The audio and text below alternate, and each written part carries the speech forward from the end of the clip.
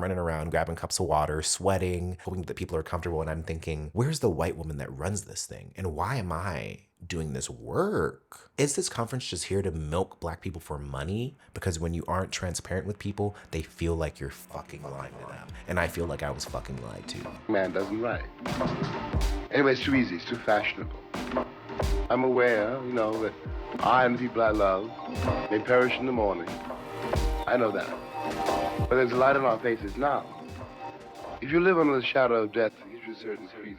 I've been waiting to do this video for a while, and it's mainly because this is a topic I don't love talking about, but I know it's extremely useful. I published my first book, When They Tell You to Be Good, 2 years ago. I also do content online about James Baldwin, Black history and culture, politics, and the author life. And I've spoken on different platforms in bits and pieces about this experience I had 2 summers ago, going to south of France, spending a month there, and living in the same place that James Baldwin did in a residency themed off of his life.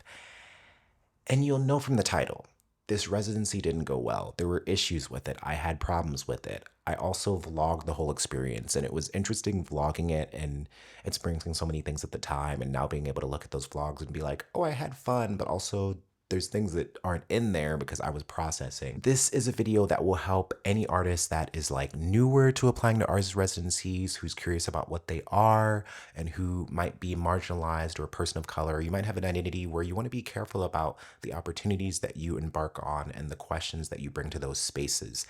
And to start, an artist residency is any kind of art programming where an artist will apply, usually send in a writing sample, and once accepted, you are given lodging, sometimes food, and unlimited time for anywhere from 2 weeks to a month or a few months to work on your artwork. There's all different kinds of residency models. This residency really taught me the dangers of romanticizing someone's legacy and then realizing that someone is trying to benefit from it and isn't being totally transparent or honest. I first started learning about La Maison Baldwin around 2019. I was applying to a bunch of things. I got accepted at the beginning of 2020.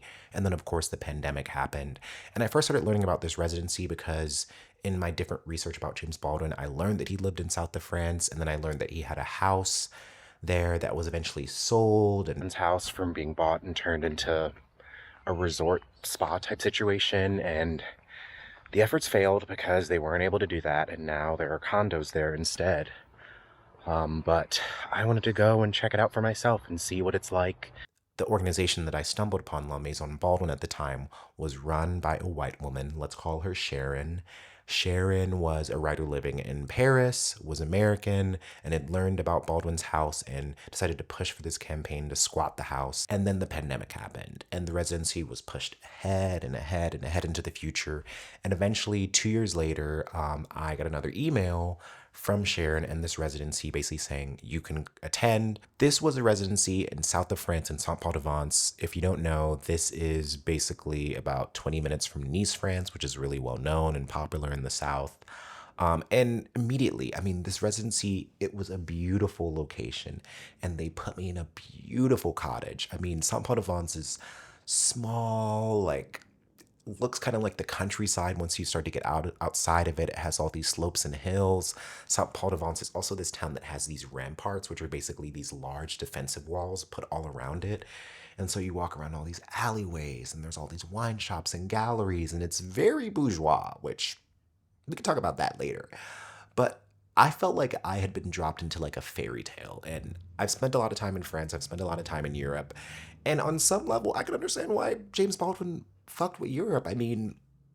There are so many, it's just kind of dreamlike. And there's plenty of places in the world that are dreamlike, not just Europe. But I love the location, and I got this beautiful cottage that was just mine. It had a lot of stone, it had skylights. I had this beautiful outdoor kind of courtyard area, this beautiful garden.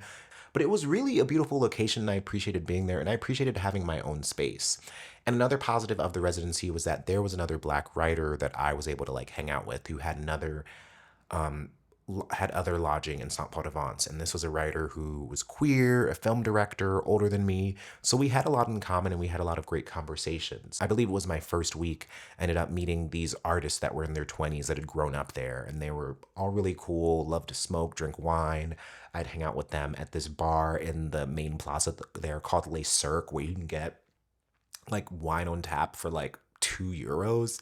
And we would just drink, drink, drink, smoke, smoke, smoke. And the people in this town were mostly really friendly. Like the younger people I met, I also noticed that being black and really punk looking, like I had a lot of people kind of like notice me when I was there, but it was never in a way that made me feel uncomfortable or otherwise. Like I remember at one point, I think it was my second week, I ended up going into this wine shop and I ended up meeting this other guy my exact age who was French and also into writing. And we ended up like meeting up a few times that month and talking intensely about philosophy and sexuality and politics and all these other things. And I was just thinking like, how have I met these people? What else? I also like ended up meeting these two African dudes that owned art galleries there and like took me out one night. And so I ended up meeting like really cool people. Some of them I still keep up with. I think these positive things are because there were so many bad things at this residency that I think the good things helped because for me, I've used to being a solo traveler. I can rough it. And the things that went wrong definitely could have been worse, but because I was flexible, I was still able to like appreciate it, have a good time. I got a lot of writing done. And it was great living in Baldwin's footsteps. I got to meet his gardener who connected me with a woman who her dad owned a popular restaurant in St. Paul de Vence that James Baldwin frequented at. As far as residency goes, there was a lot of lack of preparation for artists coming in. Typically, when I do artist residencies, when I've done artist residencies in other countries, since you're in another country, they have someone close by who can check on you, answer questions, kind of bridge certain cultural gaps. I showed up, a woman picked me up from the airport, dropped me off at my cottage. I don't think I talked to anyone for like another day or two. And mind you, in my mind, I'm thinking like, oh, they'll send you a welcome email with the basic details about like where the grocery store is, where you do your laundry, like how often we'll be meeting up, etc. They didn't do any of that. They barely informed me that there was another resident also doing the residency during this month. And why this became a struggle and a problem over time is that I was in this cottage. It's in this small town. It's not like you can use like Lyft or Uber or anything because it's that kind of a location. So getting groceries was really difficult because I'd have to bus. It was a long bus ride, a long walk. Why am I struggling to get my own food? They were supposed to offer me a travel stipend. I had to ask again and again and again for the travel stipend. Laundry. They had no laundry set up for us other than telling us a few days in, oh, there is a laundromat that you can go to like 30 minutes away on the bus. And mind you, these things are fine if you prepare an author to know ahead of time because most residencies set up a certain standard of comfort because they're taking you out of your normal life to put you in a space where making art is as easy as possible. This residency didn't really they didn't really prioritize like wanting us to feel prepared and totally comfortable. And the lack of preparation is also tied to they didn't have as many people check in with us. Partway through the residency, I ended up like befriending the other artists. We ended up talking a lot. And I think knowing her as an older person, she kept saying like, you seem comfortable with some of these things, but do you think the white people running this, the white lady running this, should feel comfortable with some of the things that we have concerns about? Like, isn't that a problem? And I was like, oh yeah, when you put it that way, it's a problem. And so it just felt like once we addressed certain things to not only Sharon, but the people working under her, it felt like a lot of it was damage control. They were trying to find solutions. They're trying to do things that would make us feel comfortable, offering to let us do laundry at their house, like the board of people that work under Sharon. And at this point, I think trust had already begun to be broken because, especially if it's a mixed bag of people working on a project that's about Baldwin's legacy, if you got white people in there doing this is not good. I'd say the culmination of my month and my own personal frustrations resulted in near the middle of the month. I went in June. Part of the reason I went in June is because La Maison Baldwin wanted to host this writing conference. And I was really excited to go to that. I wanted to go to all these different panels and discussions about James Baldwin. And there's two layers. One is that the conference was very poorly planned. And in retrospect, I think because the pandemic had taken so much out of this organization financially, they were hoping that the residency and conference would kind of bolster things. There were people that were double charged. There were people that you'd show up to events and Sharon would be asking people for donations for alcohol again and again and again. There were just so many things where the ball was dropped. And this is a conference that costs a few $1,000s to get a ticket for, and then it costs a few more $1,000s to fly there, depending on when you buy the ticket. And then you're asking people for more money, and then also some people are being double charged. It felt a bit too academic at times. I appreciate when academia wants to dive into him, it's important, but I do think academia can be sometimes a counter revolutionary force in kind of over exploring Baldwin in a way that allows us to feel comfortable in our current lives, when I believe Baldwin should make us feel uncomfortable. And so to hear academics be like, he's helped me so much and I could talk about Baldwin, I'm like, but you're an academic. You're boring. This isn't an indictment of all academics, but I do think there was this weird area where I was like, Baldwin was about it in some ways. He wasn't like an organizer, he wasn't a part of any black bloc, but he did advocate directly in these movements. And I don't want to paint a blanket assumption of all the people that attended, but it did kind of rub me as weird that people were romanticizing him so much, and we all had kind of fallen into this Baldwin nostalgia trap. And the problems with the conference just were weird. I mean, there was one day where it was in Nice, and then there was a second day where it was in Saint Paul de Vence. I'm staying in Saint Paul de Vence. I was personally asked, would I be willing to host an open mic? I was given no instructions about the open mic. I was given no facilitator. I was given no supplies. It was a hot, hot day in June. It was at least 90 degrees. I wasn't providing any shade to get people to sit outside. So I'm running around grabbing cups of water, sweating, hoping that people are comfortable. And I'm thinking, where's the white woman that runs this thing? And why am I doing this work? And the second day really just put it onto perspective for me, watching old black people walk around this hot town, barely provided any water. Are there cooling stations for people? No. Is there a legible map that people can really rely on? No. Is the schedule very clear? Are people kind of concise on what's happening? No. People were also regularly coming up to me, academics that I didn't know, being like, hey, we heard about how your residency is. Are you okay? I was like, wait, you heard? So the conspiracy spreads, and then it's just a shit show. And at this point, I'm kind of like, is this conference just here to milk black people for money to help this white woman get her clout? And that's what it felt like.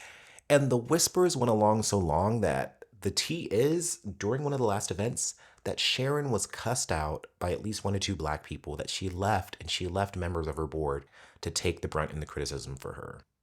Why? Why? Why? And what I eventually told them is that if your organization is in financial ruin, if you're working with someone you don't trust, and if all of what I've experienced this month is a means to an end, which is for your organization to save itself financially, you need to let black people know who are engaging in this stuff, because if they know that you're in this for financial incentive, or if Sharon is in this for financial incentive, that is a problem. Because when you aren't transparent with people, they feel like you're fucking lying to them. And I feel like I was fucking lied to. As someone who's in direct legacy with James Baldwin, entered a space in his honor that didn't actually honor his values. And this is why I'm going so hard about this James Baldwin biopic and Billy Porter and historical erasure, is that I think it's very, very important to understand that there are individuals that have a responsibility to hold up a legacy, but we also have a collective responsibility under colonization, under white supremacy, under fascism, to really be real about how people can co-opt legacies, how they can dilute them, and how they can effectively damage them and turn people away from wanting to engage in certain figures like James Baldwin ever again. And I'm grateful that I don't think anyone at that conference would ever really be like, oh, I'm never going to learn about James Baldwin again. But I do think it makes people skeptical of art spaces that are in someone's honor, when we don't have total information, or we can't assume total trust of what the intentions of the people guiding that space are. And that to me is the most sadistic part of it. And coupled with the fact that black people were treated like boo-boo, made to stand in the sun, overcharged, for what? Please let me know what you think of this video. Have you done artist residencies in the past? What do you think of my James Baldwin artist residency experience? And what do you think it says about our desire and need to romanticize past figures today? Because it might give us some sense of comfort in a chaotic world. Like, comment, and subscribe. Hit that notify button if you want to watch more videos, and let me know what you want to see next. Thank you for watching this video on my channel. I just want to leave a little outro note that I want to thank everyone that has been watching any of my videos lately, subscribing. I've reached over 6,000 subscribers in probably like 2 weeks, which is amazing. I definitely wanted to make this video not to scare anyone about residency experiences or to fearmonger, but to give people my own educated perspective on something that happened to me and how it relates to cultural ownership, white co-optation, and what it really means to be invited into spaces and to be made comfortable as an artist. Because I think, especially as a queer Black person, it's really, really fucking important to me that we're treated with respect, that we understand what our boundaries are, and that we share our experiences without stigma. So I want this to be a video that helps artists kind of figure out questions they can ask when they're entering residency experiences and how those questions can help them make educated choices. And if you want to watch the dreamy kind of vlogs about this summer in France, I have a whole supercut video that's like 2 hours long of my 2 months of travel. And the first like 40 minutes is from my month of this residency, and it's some of my favorite travel footage. So thank you for watching. Check out that content. I'm having all sorts of other James Baldwin content coming. I think I'm cooking up a video now about the March on Washington, Bayard Rustin, and homophobia, and how homophobia won the Civil Rights Act. So stay tuned, and thank you for watching, and thank you for being here.